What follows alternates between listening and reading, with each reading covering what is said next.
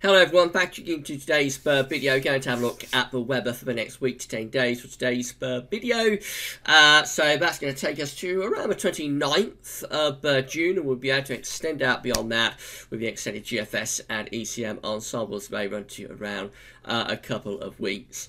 So I'll get on that for you very shortly, just to say that the first video release today was the European Outlook, as always on a Friday now. We do a weekend forecast for Europe. High pressure is going to be taking over in the weekend, bringing increasingly dry and hot weather with it. And also January Friday, the month-end look ahead, we'll take a look at weather for the next 30 days. That takes us through to the last stages of July. And again, there's not really anything to be overly alarmed about within January Friday this week. Looks like July could be shaping up to be a relatively fine month, but have a look at that anyway and see what you think. Right, so before I do anything else, I'm going to say a big thank you to our latest PayPal donor. So we had a donation last week. It took me quite some time to get to this person, but we are at this person now on the list. So hello, thank you so much for your donation, Jason Phillip. Thank you so much, Jason Phillip, for your donation for GavsWeather. It's absolutely fantastic, absolutely great. So thank you so much, Jason, for donating to GavsWeatherVids, and the lovely message that that you gave with that donation as well. It really is very, very kind. Thank you so much for that donation. We've still got to shout out a new PayPal donor and also some more channel members. Everybody is going to get their mention of their shout out with their own individual video in the coming few days. So just bear with me and I will get round to everybody. But thank you so much, Jason Phillip, for your donation to GavsWeatherVids. If you would like to give a donation to GavsWeatherVids, all you need to do is go to the GavsWeatherVids PayPal page, and the link to that is on the homepage at GavsWeatherVids.com, and also in the description at YouTube. So you just go there and you can give whatever donation you want to GavsWeatherVids. It's also Patreon, of course. You can become a patron of GavsWeatherVids. Again, you can get to that from GavsWeatherVids homepage, and also from the description with the videos, and there's channel membership as well. I'm on the GavsWeatherVids YouTube homepage right now. And again, all you need to do with that is click the join button. It will take you through to another page where you can see what benefits you get for becoming a channel member and sign up. And thank you so much, everybody, for your support. It's been absolutely amazing, the support that you've given to GavsWeatherVids over the past few months. So thank you so much to all of you. Thanks so much to subscribers as well. We're edging ever closer towards our 7,000 subscription target. I'm still not sure we're going to be able to get to this before the end of the summer. It's going to be very, very difficult, I think. We're sort of hovering at the moment around 6,840 subscribers, just a little bit under that. Occasionally it pops up to 6,840 and then YouTube take a couple off and it pops back down again. So we're just on the periphery of being around 6,840 subscribers. So if we get to like 6,850, that leaves us with another 150 to get 7k between now and the end of August. It's just about doable, probably, but it is going to be quite a big task, I think. So if you haven't subbed the channel, then please can you give us a sub on the channel. Don't forget to like the videos as well. That's absolutely great if you can do that. Let us know in the comments what you think. I really should have set myself this 7k target, should I? I was making a rock my own back with that, but now I've set it, I'm going to see it through. So hopefully we'll be able to get 7k by the end of the summer. But yeah, I would like to see it go up a little bit faster than it is at the moment. So I think it's going to be a struggle to get there by the end of August. But we shall see. Maybe I'll be surprised. Right, better get on with the video then. So again, thank you so much to Jason Phillip. Thank you so much, Jason Phillip, for your donation to GavsWeatherVids. Thank you to all donors, all patrons, and also all of our channel members as well. It's fantastic that you have supported GavsWeatherVids. Thank you so much, everybody, for doing that. Right, let's move on with video then. We're going to start off with the GFS upper temperature and precipitation ensembles for the next couple of weeks. We're looking at Blackpool today. So the red line is a 30-year upper air temperature average for Blackpool. This is a suggested location, actually, for this part of the video. So if you would like to have your local town or city feature within this section of the video, then please email us at GavsWeatherVids@gmail.com and ask us there, or you can ask us for our social media accounts, or within the comments at GavsWeatherVids.com, on YouTube, or we've also got Discord as well. So we're very easy to get hold of. So if you want to have your local town or city feature within this part of the video, then it is very easy to be able to do so. Right then, so we've got a warm-up coming up. Now, the next couple of days, we're going to see the temperatures quite close to average, but into next week, we see the temperatures really lifting up. We have got this warming trend, been talking about in the videos a lot over the past couple of days. Temperatures will be lifting up significantly next week, and it is going to become, for most of us, it'll become very warm, but in the south, I think it is going to become hot next week. Temperatures will reach 30 degrees, 86 Fahrenheit, maybe in excess of that for the first time this year. It's not out of the question that the far southeast might get the temperature up to like 32, that's 90, sometime around Wednesday or Thursday next week. So the heat will be building next week, followed by a slight reduction in the temperature as we come to the end of June and into the first week of July. Temperatures cool down, but probably still stay relatively warm, actually. There's no sign of anything particularly cool coming up there. You'll notice that being on Southern Mitch, if the white light stays above the 30-year average. So I think, yes, it will probably cool down as we come into the last days of June and the opening days of July, but probably not overly so. Precipitation-wise, we have got some more rain to come, so there's been some wet weather today. And we'll have a band of wet and windy weather coming in on Saturday night as well. After that, though, we have about 5 days next week of dry weather, or mostly dry weather. Now, as we go towards the end of June, there may be a thundery breakdown as the temperature begins to slip backwards. We may get a thundery breakdown around here, sometime around the 27th, 28th, 29th of June. And then after that, as we go into the early days of July, it perhaps goes a little bit showery, because that's a very, very long way out. Right then, so the temperature anomaly from the 19th, 27th of June is a little bit above average. So it's slightly above average temperature anomaly for the UK, quite significantly above average Scandinavia. Most parts of Europe are coming out warmer than average with their temperature anomaly this week. Precipitation anomaly is from the 19th, 27th of June, drier than average, particularly so for England and Wales. Western Scotland and Northern Ireland are wetter than average as well.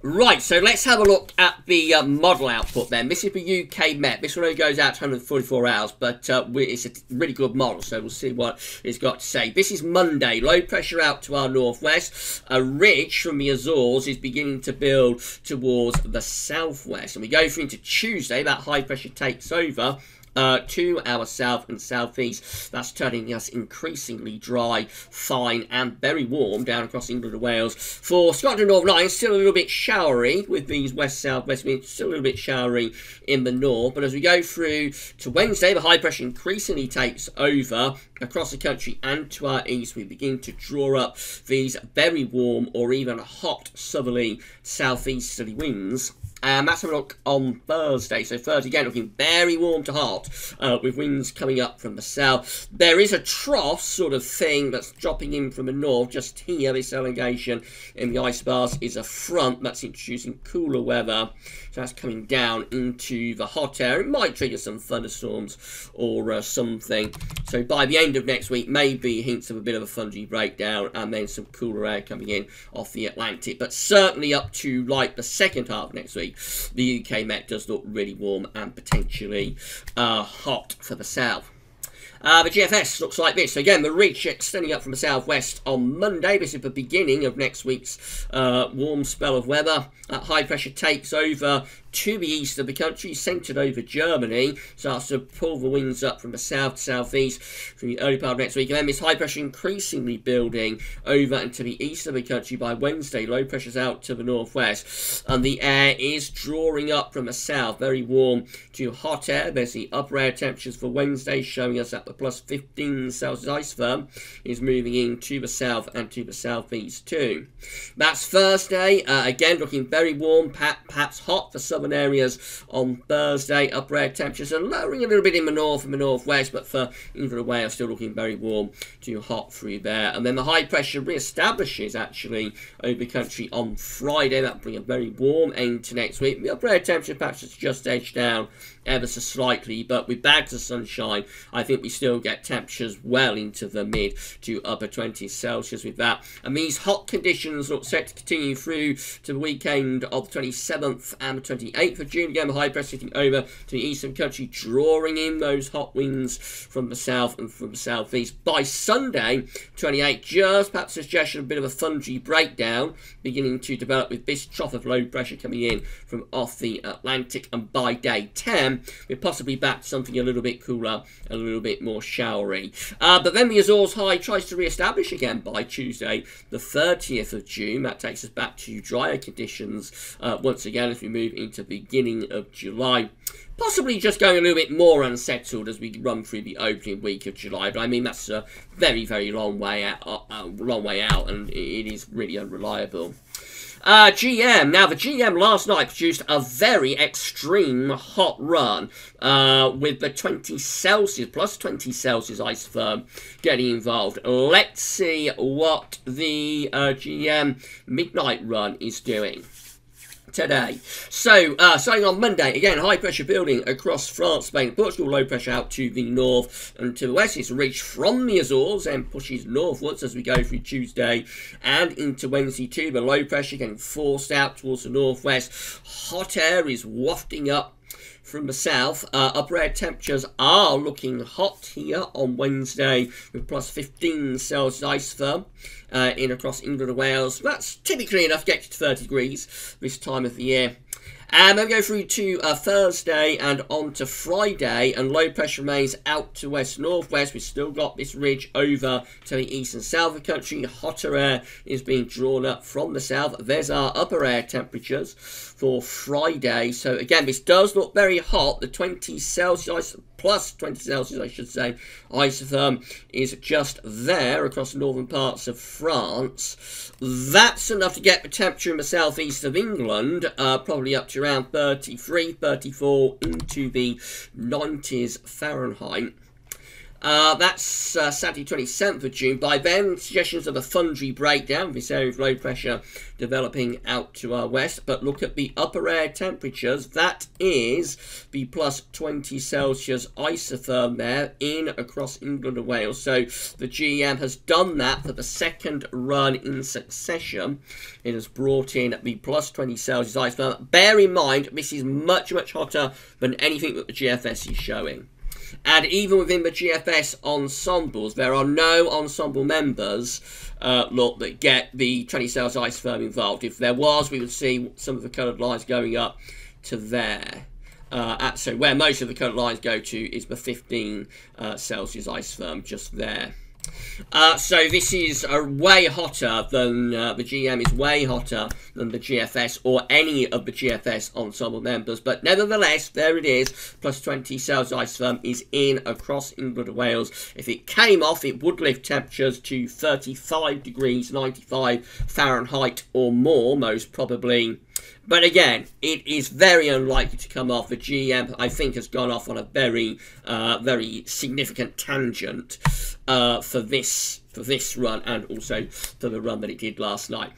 Then we had the thundery breakdown push through on Saturday the 28th of June, and then by the time we get through to day 10, which is Monday the 29th of June, we're back on a ridge of high pressure, so it is mainly dry, but the air has cooled down quite a lot at this point, or it is in the process of cooling down quite a lot anyway. We're pushing out the plus 15 Celsius isotherm across the country, so it is cooling down as we get to day 10 with the GM. ECM looks like this. So again, we've got the ridge building up from the Azores on Monday. That's the start of our mini heat wave for next week. That's Tuesday. Again, high pressure to our south, east, low pressure to west. Wednesday, winds shift round to the south as we have this ridge of high pressure across Germany, low pressure out to the northwest. Winds are wafting up from the south. Hot air being driven northwards. There's been 15 Celsius isotherm just there. The 20 Celsius isotherm plus 20 Celsius is actually down there, but all of the air in between just here is somewhere between 15 and 20 Celsius at 850 HPA. Then by Thursday, you suggest a bit of a fungi breakdown. So this is bringing in the fungi breakdown a little bit quicker, I think. The ECM brings fungi breakdown in a little bit quicker, but it is still hot on Thursday. And then we go through to Friday and into Saturday, and we're back into a fresher, cooler westerly flow. Mainly dry for England and Wales, perhaps a little bit showery for Scotland and Northern Ireland. By day 10, we look like that, actually turning wind into the north, becoming quite cool, but probably only temporarily, because this is a big ridge south to our southwest, and it is moving in that direction. So I suspect the Azores High is about to make another move there, if we could go on any further than that, which we can't. This is the rainfall forecast based on that ECM run from Meteo.com. Showery today, showery rain pushing northwards, so that could turn heavy and thundery as it reaches southwest Scotland this afternoon. Into tomorrow, a lot of dry weather before wet and windy weather starts coming in off the Atlantic, and then we go through into Sunday with showery rain clearing eastwards, leaving us with sunshine and showers out to the west.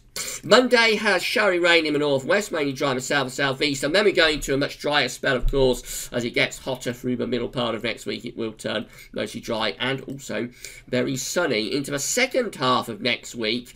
So showery rain then is beginning to push in from the Atlantic into the northwest in particular, but from the Wales, still a lot of dry weather. No particular suggestion of a fungi breakdown, just gradually cools down with a push of winds coming in from off the Atlantic, and that's how it looks as we get to day 10. A little bit of showery rain in the east, but once that clears out of the way, I suspect we start to build the Azores High back in. This is the option that's on the table within the ECM ensembles today for day 10, which gets us to the 29th of June. 51 out of 51 members of the ECM ensembles have high pressure to our west and also to our east, with a trough of low pressure to the northwest. Jet stream digs through a little bit like that. So yes, a bit of a breakdown by day 10, but nothing overly dramatic. In 2 weeks' time, these options that we got gets us to the 4th of July. 23 members of the ECM ensembles have high pressure out to our west. Low pressure is to our east. Winds are doing something a little bit like that. So it's becoming drier with that high pressure coming in from off the Atlantic. Could be a little bit on the cool side. This is an unsettled option just here. 15 members of the ECM ensembles have us under an area of low pressure. So that's going to be cool and unsettled, of course. And then 13 have the Azores High making its move and building back in through the first week of July. Here comes the ridge from the Azores, sending low pressure and the jet stream back northwards. Once again, that's turning drier and warmer. Finally, just have a look at CFSV2 for July. So JMA Friday was suggesting July could have quite a lot of fine weather with it, and this is how the latest CFSV2 700 millibar height anomaly is looking for July. Above average heights in over the top of the country, more or less, and also going to our east. It does suggest quite a fine month is likely. Not necessarily all that hot. Winds could be coming in from like a northeasterly direction, but again, the exact position of the ridge is critical to that, and overall it does look anticyclonic anyway, with a lot of high pressure. The temperature is forecast to be slightly above average, not an excessively hot month, but it is going for slightly above average temperatures, and precipitation wise, again, average to slightly drier than average may be being suggested. So the prospects for July are looking quite good at the moment, I have to say, if you like warm, dry weather. Again, it doesn't look excessively hot at this stage, but of course, any time we have high pressure dominating in a summer month, then we can't rule out the chance that the temperature could start to really spike up. It's something that does happen quite a lot in our summers these days. So we should wait and see about that. What we're focusing on at the moment is next week's hot weather. I think there's enough to say next week is likely to have a heat wave, really. Certainly a mini heat wave lasting 2-3 days. There is uncertainty about how quickly this ends. The ECM ends it quite quickly on Thursday to Friday. It's already starting to cool things down. GFS doesn't really end it until like next weekend. And the GM, which of course is a very, very hot run, and almost certainly won't verify, but the GM suggests it stays pretty hot up to day 10. And there are a couple of extreme hot days in there with the GM. I think we sort of discount that at this stage. Famous last words. I did this last year when we had a very hot GFS run turn up. I said, don't take it seriously and actually verify. But as it's for GM, and as there's not all that much support for the GM going that extreme, I think we say that's unlikely to verify. I would think the GFS is probably on the money with this. I think it will extend a little bit longer than the ECM is doing, but it won't be as extreme as the GEM. So I think the GFS actually probably has this about right, but we shall see. We'll keep monitoring it. Will be the storyline of the videos over the next few days. Right, that's it for your videos for today. I don't think there's going to be a late live stream tonight, so I'm very busy trying to get the autumn update together this evening, so I'll wait and see. But it's possible if the model shows something extreme again, that I might do a little live stream sometime around 10:30. But I think probably no live stream tonight. But just watch your space on that. Just keep checking back to the channel after 10 o'clock. Now over the weekend we've got weekend forecast coming up tomorrow. We'll also have tomorrow. We've also got week 10 video update tomorrow. Got the Beijing Climate Centre versus CFS 6 lookhead. Sunday we'll have our second batch of autumn analysts. GavsWeatherVids Sunny Roundup returns on Sunday, and we'll have the ECMWF Metro France and DWD long range update on Sunday as well as our live stream from 5 o'clock. There will definitely be a live stream on Sunday at 5. And with that one, we're going to look at the Beijing Climate Centre for winter of 2021. So that'll be quite an interesting watch. That'll be 5 o'clock on Sunday, live on YouTube and across GavsWeatherVids platforms. Okay, that's it for your videos for today, though. And that's all for now. Thanks for watching.